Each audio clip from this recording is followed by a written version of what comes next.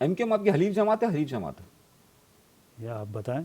आप बताएं ना, आप ज्यादा जानते सारे, आप पाकिस्तान पीपल्स पार्टी के रहनुमा हैं। देखिए, हमारी अपनी पार्टी है, हमारा अपना मंशूर है, हम अपने पार्टी अपने मंशूर को फॉलो करते हैं। हमारा किसी से वक्ती बस इत्तेहाद हो सकता है, लेकिन और जब इस्तेमाल हो गया फिर फेंक दिया। इस्तेमाल कोई नहीं होता सर, कोई इस्तेमाल, ये आप अल्फाज इस्तेमाल कर रहे हैं, इस्तेमाल कोई किसी को नहीं कर सकता इस दौर के अंदर, ना ये गलत बात है। एमकेएम तो इल्ज़ाम करती है कि पीपल्स पार्टी ने हमें हमेशा धोखा दिया।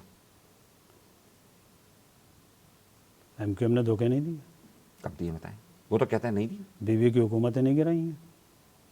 और बीवी की हुकूमत गिराने में तो फिर बहुत सारे और भी लोग तो शामिल थे ना। तो वो तो यही होता है, इस पाकिस्तान का तो अलमिया यही है। अच्छा, एमकेएम आपको धमकियां देती है इलेक्शन के दिनों में। खड़े होकर मुस्तफा कमाल साहब कहते हैं कि पीपल्स पार्टी के दहशतगर्द हमारे लोगों को मार रहे हैं। कौन दहशतगर्द है? आप देख लें मरा कौन है। वो तो अपने कारकुनों की दावा कर रहे हैं। अब मरा कौन है? उस वक्त पीपल्स इलेक्शन के दौरान डिस्ट्रिक्ट सेंट्रल के अंदर जो मरा है वो आज सबको पता है, पीपल्स पार्टी के लोग मरे हैं। वो तो कह रहे हैं हमारे कारकुन को मारा नाज़िमाबाद में। आप बता दें, वो तो जो अपनी कराची वाले की बात कर रहे हैं। आप वो जिस केस की आप बात कर रहे हैं उसकी फुटेजेस उठा लें, उसकी चीज़ें उठा लें, वो केस क्यों फॉलो नहीं हो रहा? वो तो कहते हैं डॉक्टर आसिम दहशतगर्द है, जितने लोग खड़े हुए एमपीएम में मेरे ख्याल में डॉक्टर आसिम को भी आप भी उतना जानते होंगे जितना मैं जानता हूँ। अगर उनको दहशतगर्द कह रहे हैं तो फिर, और फिर उसके बाद इत्तेहाद भी हो जाता है, पीपल्स पार्टी से मुलाकात भी होती है। तो ये तो सियासत बिलावल आकर वहाँ कहते हैं कि जनाब हम जो वो वाक़या हुआ, बिलावल ने कहा कि मैं इनके कातिलों को पकड़ूंगा। कहाँ पकड़ा गया?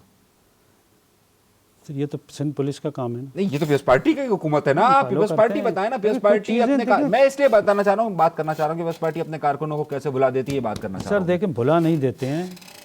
ऐसे इस शहर के अंदर हज़ारों कत्ल हुए हैं पीपल्स पार्टी के। कुछ चीज़ें होती हैं जहाँ मसलियत का शिकार होना पड़ता है ना। नहीं, बिल्कुल होना तो पड़ता है। आपने बिलावल भुट्टोधारी साहब ने क्यों जाकर वहां पर कहा कि मैं हमारी पार्टी को बिलावल इस शहर से ज्यादा आप क्या तहरीक इंसाफ है जो यू टर्न लेती है? बिलावल भुट्टो का बयान कि मैं कातिलों को अंजाम तक पहुंचाऊंगा कहाँ है? हमारी पार्टी को कराची से ज़्यादा इस मुल्क से मोहब्बत है। हमें इस मुल्क के लिए बहुत सी चीज़ें दबानी भी पड़ती हैं, खामोशी भी इख्तियार करनी पड़ती है। खामोश करवा भी देते हैं। देखें, आप देखें इस मुल्क खामोश करवा भी देते हैं। नहीं, खामोश करवाने की बात कहीं भी नहीं है। पीपल्स पार्टी किसी के कहने पे खामोश नहीं होती। मुझे बताएं ना, बिलावल भुट्टोधारी साहब का ऐलान, बड़ा फंक्शन होता है, वीआईपी प्रोटोकॉल के साथ उसके वहां पर जाया जाता है, जो आपके नई कराची में वाकया हुआ, और कातिलों को मैं अंजाम तक पहुंचाऊंगा। कातिल का देखिए, मैं आपको कह चुका हूँ कि कुछ चीज़ें ऐसी होती हैं जहाँ मुल्क मसलिहत करनी पड़ती है, मुल्क की लेवल के ऊपर। इस मुल्क के अंदर इतने बड़े बड़े कत्ल हुए हैं, हमारी क़यादतें ख़त्म हुई, क़यादतों को मार दिया गया, फांसी चढ़ा दिया गया, बेनज़ीर को मार दिया गया, मुर्तज़ा भुट्टो को मार दिया गया। तो क्या हुआ उसका?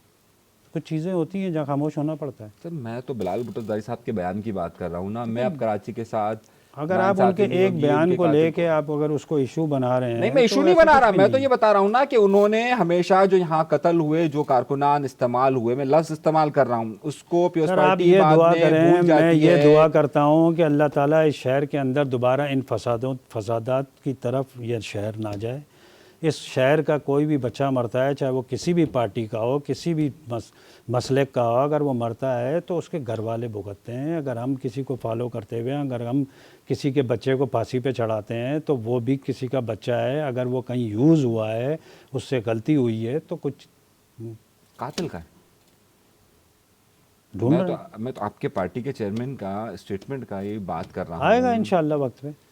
तो बड़ा ऐलान हुआ था कि जनाब हम ये कर देंगे। देखें होते हैं, फिर आप वो एक ही बात पे आप उसको, मैं एक बात पे नहीं कर रहा, मैं उसी बात, वही बात है मेरी बात जहां से शुरू हुई थी कि रऊफ लागोरी जैसे लोगों को एमक्यूएम इल्ज़ाम लगाती है कि उन्हें महाजिरों के खिलाफ इस्तेमाल किया जाता है, बाद में उन्हें साइडलाइन कर दिया जाता है, यही इल्ज़ाम वो लगाते हैं। और इसी तरीके से जो महाजिर कत्ल होते हैं उन पर कैश किया जाता है, बाद में ना उनके कातिल मिलते, ना कुछ मिलता है। पाकिस्तान पीपल्स पार्टी उस पर निशान लगाती है, चली जाती है। इस मुल्क का ये अलमिया है, इधर बड़े बड़े लोग, बड़े बड़े लीडरों के कातिल नहीं मिले, बड़े बड़े लीडरों के कातिल नहीं मिलते हैं, तो आप मेरे और नजीब अहमद के कातिल कहाँ से ढूंढेंगे? 35 साल आपकी सियासत को होते हैं? मैं ज़्यादा सिर्फ हो गया, हम्म, तकरीबन 35 साल से ज़्यादा, आपको 40 साल आप मतलब संभल नहीं, बल्कि ज़्यादा टाइम हो गया आपको, तो 50 साल के करीब करीब हो गया नहीं सियासत नहीं में। बहुत ज़्यादा हो गया। अच्छा कम हो गया। अच्छा, बहरहाल 1983 से आपकी सियासत का आगाज़ होता है, तकरीबन आपको 40 साल के करीब सियासत में उसमें हो गया।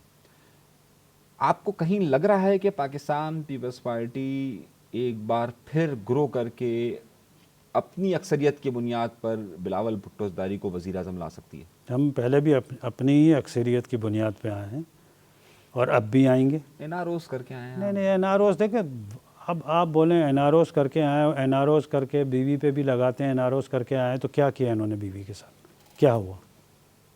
एनआरओस करके आए तो क्या हुआ बीवी के साथ? ऐसा कुछ भी नहीं है। एनआरओस होते हैं वो अगर मुल्क के हालात और मुल्क की जो परेशानियाँ होती हैं उस पर अगर मुल्क की बड़ी पार्टियाँ, ये बड़े इदारे मिल के बैठ के किसी चीज़ पे इत्तेफाक राय करते हैं तो उसमें कोई हर्ज नहीं है। अगर कैसे इसमें लेगी पीपल्स पार्टी अक्सरियत? पंजाब में इस वक्त नामो निशान नहीं है। आपको लगता है, अब आप देखिएगा आगे इलेक्शन में बिलावल भुट्टो ज़रदारी लाहौर से इलेक्शन हार जाते हैं, ऐसा कौन सा मुआवजा है पीपल्स पार्टी के पास कि वो यूं चलाएगी और बगैर 47 के जो है वो पंजाब का इलेक्शन जीत जाएगी? मैं ये तो नहीं कह रहा हूँ कि पंजाब में हम मुकम्मल जीत जाएंगे, लेकिन इंशाल्लाह आप देखेंगे इस दफ़ा का रिज़ल्ट आपको मुख्तलिफ नज़र आएगा। कैसे है? वो तो बिलावल भुट्टो ज़रदारी उस वक्त भी दावा करते थे। आपने इस दफ़ा देखा, पहले से मुख्तलिफ रिज़ल्ट आया, पहले से अच्छा रिज़ल्ट आया।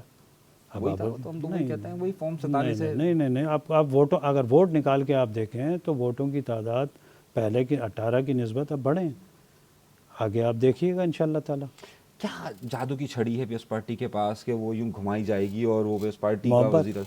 मोहब्बत ये तो आप पीपल्स पार्टी ज़रदारी साहब का फलसफा पीपल्स है ना, पार्टी मफाहिमत का। जी पीपल्स पार्टी की मंशूर, पीपल्स पार्टी का आइन, आसिफ अली जरदारी का मसले मफाहिमत का जो है, मफाहमत की पॉलिसी, वो इंशाल्लाह लेकर आएंगे। पीपल्स पार्टी जमहूरियत के लिए खड़ी होती है। जुल्फ़िकार अली भुट्टो जमहूरियत के लिए बकौल पाकिस्तान पीपल्स पार्टी की अपनी जान देते हैं। बेनज़ीर भुट्टो साहिबा जमहूरियत के लिए जान देती है। बिलावल भुट्टो ज़रदारी साहब जब आते हैं तो कहते हैं जमहूरियत बेहतरीन इंतकाम है। लेकिन अब पाकिस्तान पीपल्स पार्टी पर यह इल्ज़ाम आयद होता है कि वो जमहूरियत का रास्ता छोड़कर पाकिस्तान की मुक़तदरा क़ुव्वतों का एक साथी बन चुकी है। इल्ज़ाम आयद होता है ना, वो इल्ज़ाम है, उसको इल्ज़ाम तक रहने दें। नहीं, ये तो कहा जाता है ना, क्यों कहा उसे जाता कैसे है फायदा तो है? ये गलत बात कही जाती है, तो अगर वो कोई गलत बात कही जाती है तो उसको मैं क्या उसका क्या जवाब दूँ आपको? क्यों गलत बात किस तरीके से? क्या आपने 2024 के इलेक्शन के बाद पाकिस्तान की मुक़तदरा हलकों की मर्जी और मंशा के मुताबिक हुकूमत तश्कील नहीं दी? पीटीआई को आखिरी वक्त जब था अदम एतमाद लाया गया, अदम एतमाद की तहरीक आई, आपको नहीं मालूम कि मुल्क डिफ़ॉल्ट की तरफ जा रहा था? बिल्कुल चाह रहा था, तो लेकिन अब ये आप चाहते थे कि हम दोबारा अब ये चाहते थे कि इस मुल्क की बागडोर फिर उस पार्टी को दे दी जाए। तहरीक अदम एतमाद किसकी मर्जी से आई थी? दोनों बड़ी पार्टियों की मर्ज़ी से आई थी पक्की बात है। जी मौलाना, पार्टियों बड़ी पार्टियों की मर्ज़ी से। MQM अपनी मर्जी से आ गई थी आपके पास? देखो वो सियासी पार्टी है, कुछ चीज़ें होती हैं, अगर वो उनका होगा तो वो तो आप उनसे सवाल करें कि वो किसकी मर्ज़ी से आए थे। मेरे हिसाब से तो एक पार्टी है तो वो अपनी मर्ज़ी से आए होंगे, मैं ये समझता हूँ।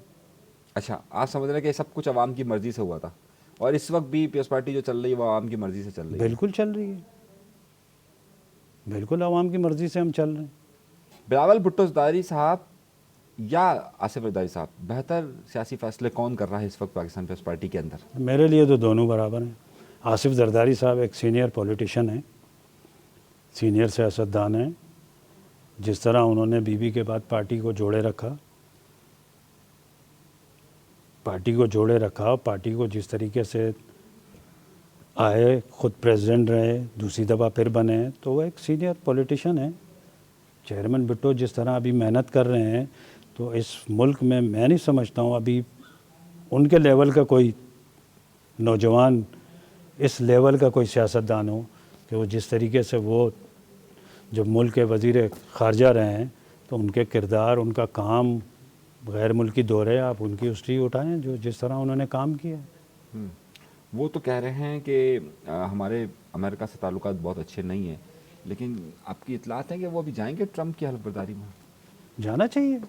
हम ऐसा तो नहीं करना चाहिए ना कि हम अच्छे हों या बुरे हों, लेकिन हमारे ताल्लुकात तो दुनिया से जोड़ के ही रखना है। अब हम इस दुनिया में रहते हुए हम अमेरिका से हम बोलें कि हम अमेरिकन से लड़ जाएंगे, तो ये सब कहने की बेहतर है कि हम ताल्लुकात हर किसी से बना के रखें, बनाना चाहिए। जो हमारे मुल्क की जो पोजीशन है, तो हमें तो किसी से बिगाड़ने की मेरे ख्याल है ज़रूरत नहीं है। बाकी पार्टी पॉलिसी वो तो उसका तो बेहतर जवाब लीडरान ही दे सकते हैं।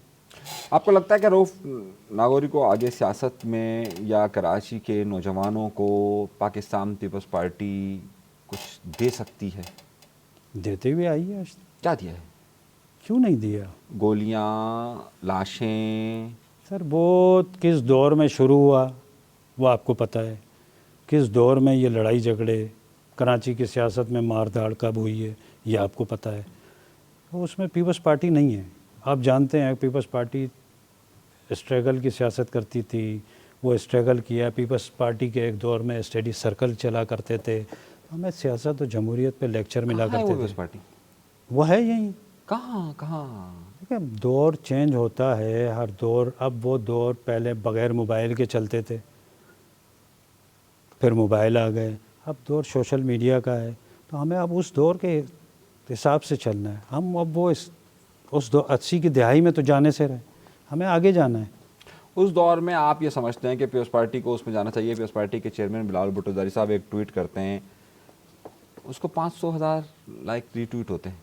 इससे ज़्यादा तो इनके पीपल्स पार्टी के काउंसलर्स हैं पूरे सिंध के अंदर। तो ये तो जो सोशल मीडिया चला रहे हैं या ये तो वही जवाब दे सकते हैं।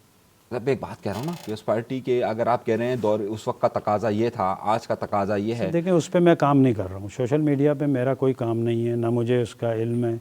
तो ये तो उसका जवाब तो वही दे सकते हैं जो इस पे काम कर रहे हैं।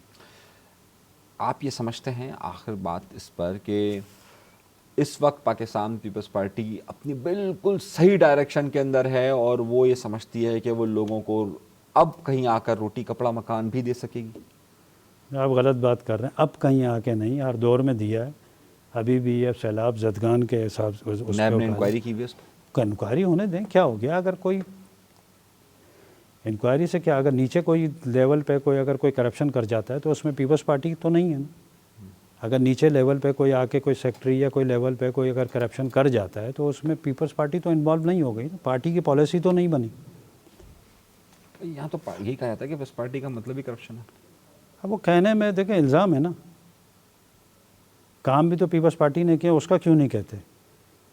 जो इस शहर का नक्शा चेंज किया है खंडरात बनाने के लिए। नहीं सर, वो खंडरात बने हुए हैं। मैं आपको फिर क्लियर कर दूं, ये जो टाउनों का काम है वो टाउन नहीं कर रहे भाई। 11 टाउन में तो आप है ना, 12 टाउन और में आप जाएं हैं। आप सर्वे कर लें, आप उन टाउनों का सर्वे कर लें। और एक आपको मैं एक और बात क्लियर कर दूं, अभी चंद रोज़ पहले हमारे कराची के सदर और लोकल मिनिस्टर सईद गनी साहब ने ये खुद कहा है कि अगर किसी टाउन के मुझे शिकायत आती है काम नहीं हो रहा तो मैं उस पर एक्शन लूँगा। तो अगर कोई काम नहीं कर रहा तो आप सर्वे करके उसकी बताएं। एक्शन होता है, बिल्कुल होता है सर। आप अगर आप नहीं माने तो उसका, अब वो एक कराची के प्रेसिडेंट और लोकल मिनिस्टर आके खुद ऐलान कर रहे हैं और आप उसको ना माने तो उसमें मैं क्या कर सकता हूं? ऐलान आती है ना, जिस तरह आप कह रहे हैं इल्जाम है तो ऐलान आते हैं। तो आप जाएं, शिकायत तो लाएं, आप कोई टाउन की कोई चीज़ बना के तो लाएं, तो हम उसको फिर उस पर बात करेंगे। PTI, Jamaat Islami, MQM, TLP, Muhajir कौमी मूवमेंट, ये सब जमातें ये कहती है कि पीपल्स पार्टी ने कराची शहर को खंडर बना दिया, मोइंजोदड़ो से बुरा हाल कर दिया। इन सबसे पूछें कि इन्होंने क्या काम किया। ये तो अपने दावे कर रहे हैं ना। तो वही मैं आपसे पूछ रहा हूँ ना, इन सबसे पूछ लें कि इन्होंने क्या काम किया है, मुझे बता दें। वो कहते हैं नेमतुल्ला खान साहब ने हमारे दौर में काम किया, वो कहते हैं मुस्तफ़ा कमाल ने काम किया था। नेमतुल्ला खान साहब के दौर में क्या काम हुआ आप भी जानते हैं, मैं भी जानता हूँ। मुस्तफ़ा कमाल साहब के दौर में क्या काम हुआ आप भी जानते हैं, मैं भी जानता हूँ। उसका मैं क्लियर कर चुका हूँ। वो मुस्तफ़ा कमाल साहब के अपने इंटरव्यू में है कि मेरे ख्याल है 70-80% फ़ंड रिलीज़ तो पीपल्स पार्टी ने किए हैं। तो जो इस शहर के अंदर मेगा प्रोजेक्ट हुए हैं वो पीपल्स पार्टी के ही हैं, उन्होंने ही दिए हैं। बहरहाल आप ये बात दावा कर रहे हैं। मैं दावा कर रहा हूँ, आप सर्वे कर लें, आप सर्वे करा लें कि पीपल्स पार्टी ने शहर में काम किए हैं, जो हॉस्पिटलों पे काम किए हैं, जो रोडों पे काम किए हैं, जो अंडर पासिस, ओवरहेड ब्रिजेस जो पीपल्स पार्टी के दौर में बने, किसी और दौर में बने हो तो मुझे बता दें, या पीपल्स पार्टी के फंड के बगैर बने हो तो मुझे बता दें। आप एमक्यूएम को चैलेंज कर रहे हैं? मैं किसी को चैलेंज करने की मुझे ज़रूरत ही नहीं है, मैं अपने पार्टी का काम गिनवा रहा हूँ। नहीं, आप चैलेंज कर रहे हैं ना MKM चैलेंज को। की ज़रूरत ही नहीं है। आप चैलेंज तो मैं जब करूँ जब किसी ने कुछ किया हो। वो तो दावा कर रहे हैं ना, देखिए फिर वही बात, दावा कर रहे हैं, उनके दावा करने और काम करने में फ़र्क है। वो तो कह रहे हैं हमने काम करके दिखाया। वो काम करके मैं आपको बोल रहा हूँ यहाँ बैठ के कि आप चेक कर लें। मैं तो कह रहा हूँ ना, आप कह रहे हैं उन देखें, दावा करना और काम करने में फ़र्क होता है। आप हमारे काम उठा लें, मैं तो आपको गिनवा रहा हूँ अपने काम जो मुझे थोड़ा बहुत इल्म है। उनको नहीं मालूम। सबको मालूम है। तो लेकिन अगर आके वो कह दें कि मैंने ये कर दिया, मैंने वो कर दिया, तो उसमें मैं क्या कर सकता हूँ? उनसे ये आपका काम है उनसे सवाल करना, मेरा काम नहीं है।